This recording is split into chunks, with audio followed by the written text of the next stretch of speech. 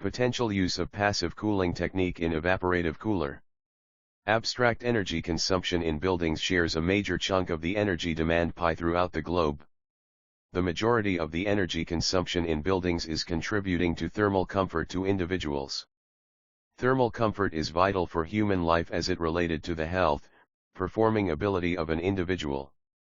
There is an exponential rise in the use of air conditioners in the last few decades, which in turn provided many environmental adversities like an increase in global temperature due to global warming and ozone layer depletion. Thus, it is a timely need to develop a sustainable, eco-friendly, economical, and energy-viable solution to satisfy the thermal comfort needs of occupants. An evaporative cooler is one such technology. Although this method has the advantages of being an ideal cooling system, it has certain limitations of lower heat transfer rates, uses in specific climatic conditions, and a large amount of water consumption associated with it. To address the issue of lower heat transfer rate, passive cooling method of incorporating surface roughness like dimples and protrusions on the surface where heat transfer takes place can prove a milestone. In the present study, experimental analysis and analytical study using computer simulation software ANSYS are carried out on terracotta tubes of conical shape which are to be used in evaporative cooler. These studies are carried out on three kinds of tubes, viz. Plain tube, dimpled tube, and protrusion tube. The tubes are checked for variation in heat transfer rate, percent temperature drop, Reynolds number, Nusselt number, and pressure drop due to the incorporation of dimples and protrusion on the inner wall of tubes. It is found that heat transfer and percent temperature drop increase with the use of protrusions by about 39.17% and 17.2% respectively. It is also observed that flow characteristics like Reynolds number, Nusselt number increase with the use of dimples and protrusions without any significant pressure drop. It is also concluded that the input air should be administered at lower velocities to get maximum temperature drop. The tubes with protrusion proved more useful in evaporative cooler application when used with lower input air velocities. Keywords: passive cooling, evaporative coolers, terracotta tubes, dimples, protrusions, net temperature drop.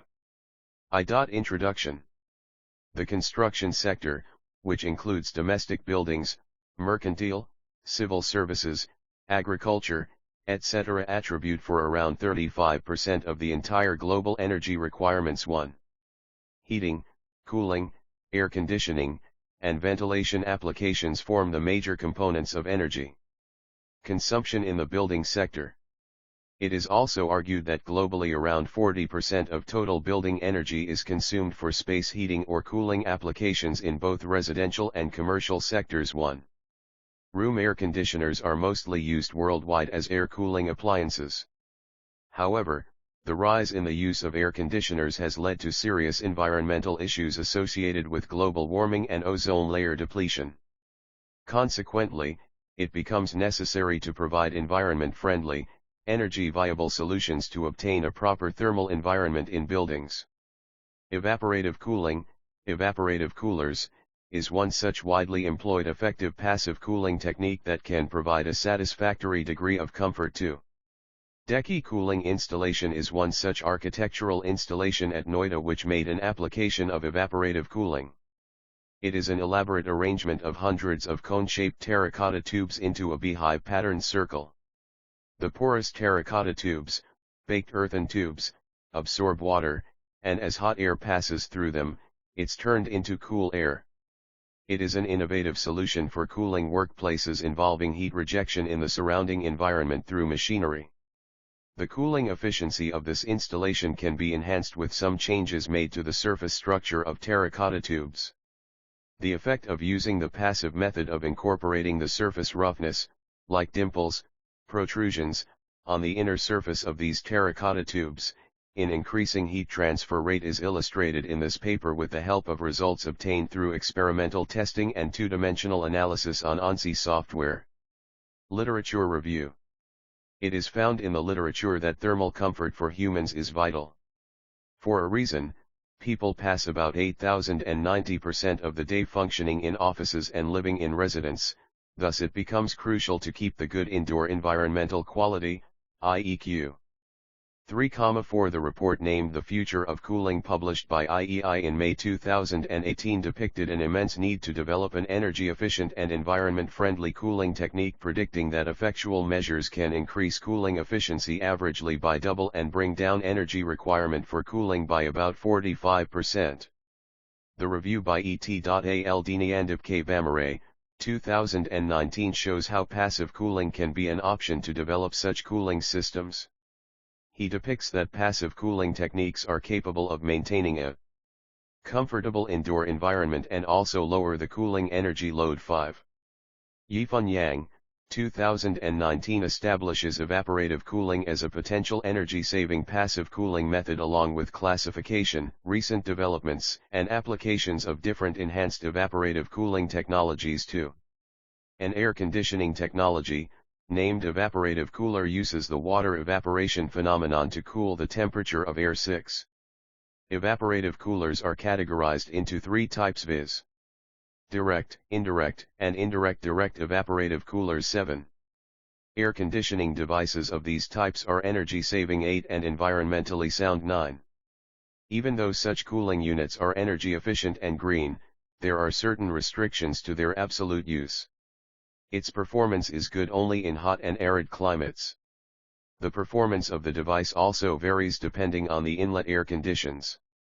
By performance evaluation of indirect evaporative cooler, ETAL Aftab Ahmad quoted that the indirect evaporative cooler is suitable for hot and dry climatic conditions, as in most of the regions of India. 10.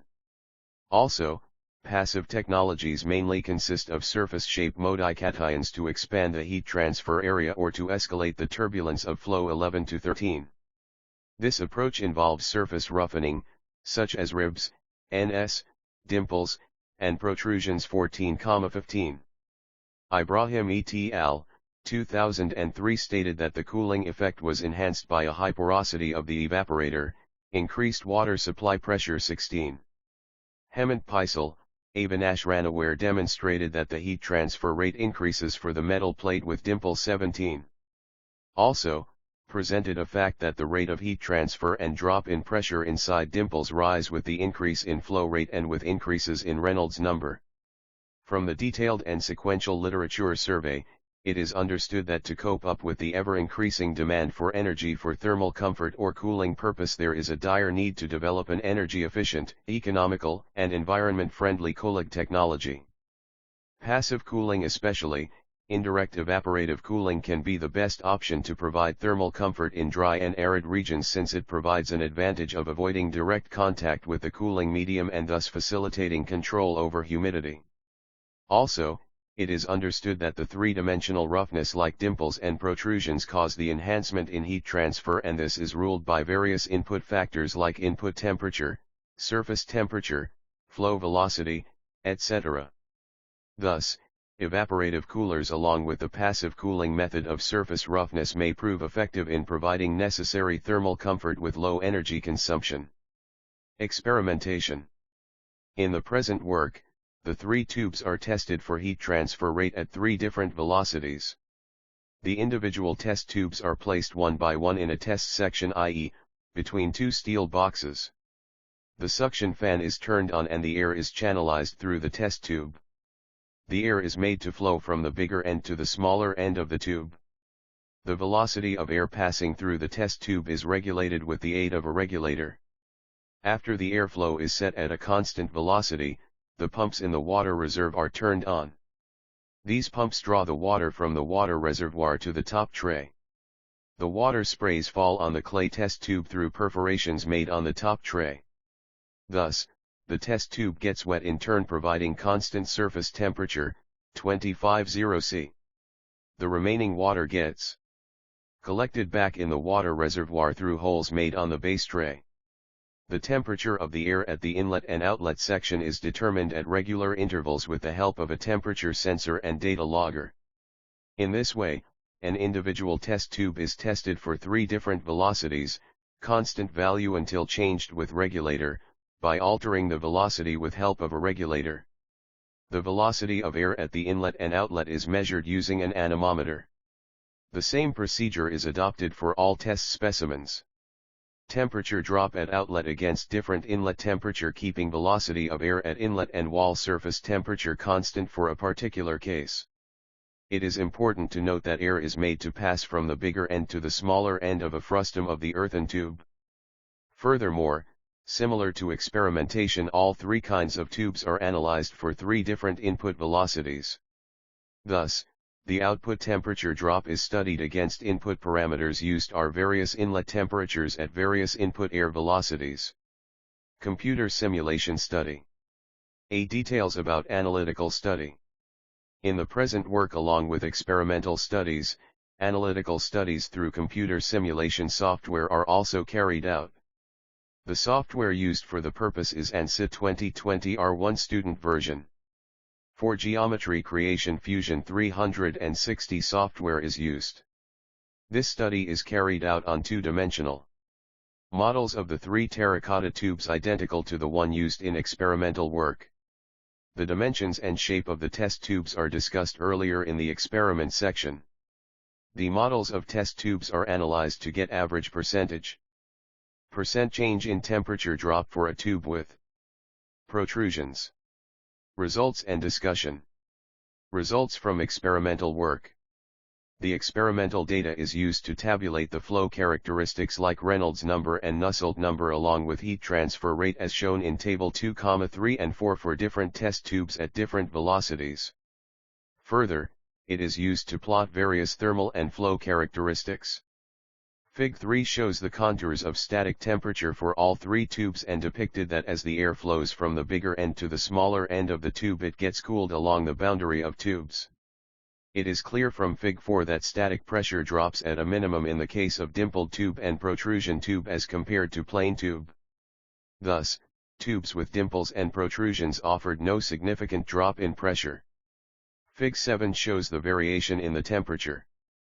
Fig 8, variation in percent drop in outlet temperature obtained through computer simulation for input temperature, A, 40 C, B, 42 C, C, 44 C. At outlet concerning the time at three different velocities. It shows that temperature difference increases with time but decreases with an increase in velocity. It is seen from tables 2, 3, and 4 that the heat transfer rate increases with an increase in velocity due to an increase in Reynolds number.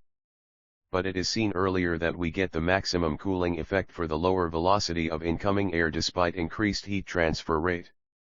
This might be because as the velocity of air increases, turbulence increases, resulting in more molecular friction between air molecules. This friction between air molecules rises the temperature of the air. Also, contact of air with tube wall for more duration due to lower velocity increases the cooling effect. Thus, the resultant temperature coming out of the tube decreases. It means the lower the input velocity, higher the cooling effect. Fig 5 is a plot for heat transfer rate against velocity for all three tubes. It is clear from the plot that the heat transfer rate is maximum, 6.04 W, for a tube with protrusion, followed by plain tube, 4.34 W, and lastly by dimpled tube, 4.27 W. The percent change in heat transfer for dimpled and protrusion tube is depicted in Table 5. The negative value in the case of the dimpled tube shows that for dimpled tube heat transfer rate is less than the plain tube of identical dimensions. The positive percent change in heat transfer rate denotes the superiority of the protrusion tube over the plain tube in heat transfer. Therefore, a protrusion tube with air administered at a lower velocity is the best option to obtain the optimum cooling effect. Also, it is seen from Fig 5 that the graph for the plain tube is flatter than steeper graphs of dimple and protrusion tube, indicating that for plain tube there is not much effect of velocity on heat transfer in case of the plain tube. Fig 6 shows the flow characteristic for all three tubes. Result and discussion for computer simulation. The data obtained through computer simulation on ANSYS software is used to tabulate Table 6, which shows the variation of the percentage change in temperature drop for dimpled tube and protrusion tube. Further, it is used to plot a graph as shown in Fig 8. From Fig 8 it is clear that a drop in temperature at the outlet is maximum for protrusion tube, followed by plain tube and lastly by dimpled tube. It is also seen that when input air is administered at lower velocity, temperature drop is maximum in terms of giving more cooling. The causes of this phenomenon are already discussed in results and discussion of experimental work. Conclusions. The study concludes that protrusion tube is more suitable for evaporative coolers, followed by plain tube, and lastly by dimpled tube. It is found that heat transfer and percent temperature drop increase with the use of protrusions by about % and 17.2% respectively as compared to plain tube. It is also observed that flow characteristics like Reynolds number, Nusselt number increase with the use of dimples and protrusions without any significant pressure drop. Reynolds number increases in case of dimpled tube and protrusion tube primarily because of irregularities present on the inner surface of the tube and further due to conical shape of a tube. Reynolds number increase in the case of plain tube primarily because of the conical shape of a tube. The rate of heat transfer increases with an escalated Reynolds number and input temperature of the inlet flow of air. Though higher input velocities increase the heat transfer, it also led to more intermolecular frictions between air molecules and offer less contact with the wall surface of the wet tube, resulting in a lower net temperature drop at the outlet. Thus, it is also concluded that the input air should be administered at lower velocities to get maximum temperature drop.